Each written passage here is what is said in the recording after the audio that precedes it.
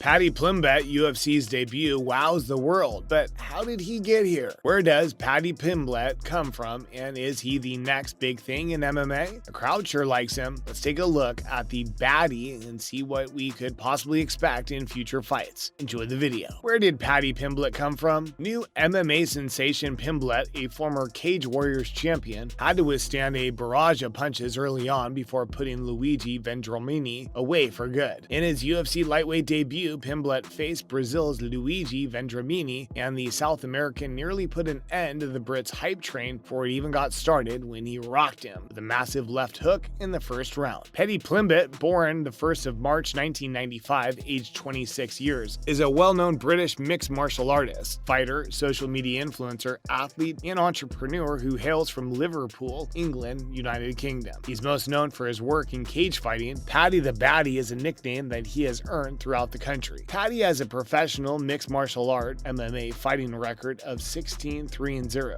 as a result of his professional MMA career win-loss-draw. Sources say he's a member of the next generation MMA fighters and is regarded as one of the most interesting competitors in his home country of Venezuela. He's also competed in a number of battles for the Cage Warriors Featherweight Championship. When Paddy first started fighting, it was in September 2011, and he won his first match through submission. Pimbletts made his professional debut in a legacy match against Nathan Thompson, which marked the beginning of his professional career. Not only that, but he was also competed in a number of fights throughout his career. Paddy Pimblett has offered the opportunity to contract with the Ultimate Fighting Championship, UFC, on March 29, 2021, as a result of his professional MMA talents and marketability. The fact that Pimbletts will no longer be associated with a promotion that helped mold him is difficult to accept. However, we will have Cage Warriors in mind at all times from now until his final walkout of an MMA cage. If he is permanently known as the Cage Warriors fighter, he'll be pleased for the rest of his life. Getting to his debut fight almost did not happen. Paddy Pimblett was finally due to make his UFC debut, but that was still up in the air as of last week, according to reports. The original plan for Saturday's September 4th UFC event was for it to take place in London, marking the organization's first visit to the United Kingdom since the outbreak of the COVID-19 virus. That explains why well-known English athletes such as Darren Till, Molly McCann, and Pimbletts were booked for an event that would later become UFC Vegas 36, the Ultimate Fighting Championship. If the fight had taken place in England, Pimbletts would have had one less thing to worry about. However, fighting in the United States for the first time meant Pimbletts needed to obtain a visa, which he almost didn't acquire because of a small transgression from his boyhood. Pimbletts said to Ariel Helwani on Monday's episode of the MMA Hour that figuring out how to get to his fight was a bigger problem than preparation for the bout itself. This has been more stressful than getting ready for the fight, Pimbletts reported. Last Monday when I went to the embassy, I got a caution when I was 19. A caution means like it's not on your record no more, and it was more for possession of cannabis, which is legal in Las Vegas. The man in the embassy told me I was ineligible for a visa, so the UFC had to send off for a special waiver, and luckily enough, it came back in time. But when I got home from London on the Monday night, I sat in my house and cried for an hour thinking that I wasn't fighting. I literally sat there for an hour and cried my eyes out and thought that it was over. I've had the best camp of my life, and a man sitting behind a desk is stopping me from fighting. Pimbletts' anxiety was exacerbated by stories that began to spread regarding the prospect of his UFC debut against Luigi Vendramini being postponed or canceled. However, Pimbletts claims that he was never warned that the fight was in peril and that others may have jumped the gun by reporting the story before Pimbletts even knew it was happening. I think Vendramini's manager got asked if Paddy doesn't get a visa in time, would you have a replacement opponent? And they said, yeah, Pimbletts continued. Then they went on to this journalist and said, we've been offered a new opponent. Do you have a contract in front of you to sign? Was it officially a new opponent? Because